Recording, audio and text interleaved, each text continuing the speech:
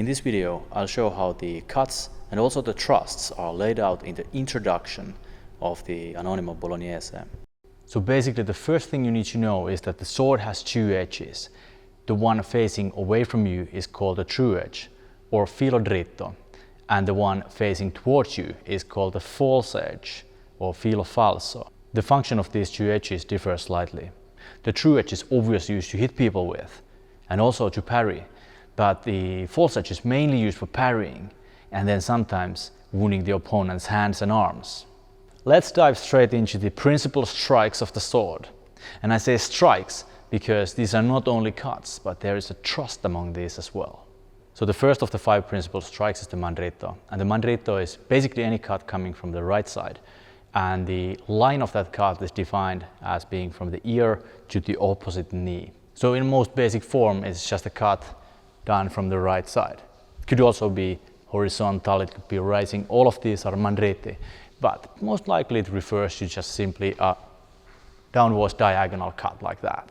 Now the second of the 5 principal strikes is the reverso, which is the opposite of the mandritto, so a cut coming from the left side and finishing on the right side, like this. Now the third of the 5 principal strikes is the fendente. Now the fendente is a direct downwards cut into the top of the opponent's head. Sometimes these are also defined as being mandritto or reverso, but basically it's pretty much straight down, so a cut like this. Of course it can travel all the way through the opponent's body, and since ear to the knee is also pretty vertical, I think the biggest difference is that it's not aimed to the side, but it's aimed on top of the head basically, so very vertical downwards cut. The fourth is a trust. It's a stoccata or a punta. So basically just a trust like this. And the fifth, the final of the 5 principal strikes, is the falso. Any cut done with the false edge of the sword, but typically these are the falso dritto coming from the right side or the falso manco coming from the left side. So if those were the principal strikes, then what are the non-principal strikes? So the 2 non-principal strikes are the tramazzone and the montante. Now the tramazzone is a wheeling cut done from the wrist, so you just throw the cuts around like this, so not preparing them with anything big like this or throwing them like this, but they have to include this like circle like this. You can see that the point of my sword is drawing a circle, a perfect circle. This is the tramazzone. Now the tramazzone can also be done on the outside like this, or as a reverso even, but in a different place in the book, the Anonimo calls that mulinetto. The montante, however, is a rising cut done in a basically vertical path like this, and going from a low guard all the way into guardia alta, from the side, like this. And it's often thrown from behind, like this. So it might be that you're in a situation, you parried your opponent's sword and you just whack the sword up like this. Now then we also have the rising cuts done with a true edge. In some other texts these are called ridoppi, which is the same term as the redoubled cut that you're gonna hear about soon.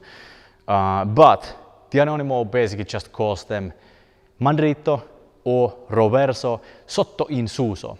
Sotto insuso means from below upwards. From below upwards. This would be a mandritto sotto insuso, and this would be a reverso sotto insuso. Mandritto, roverso.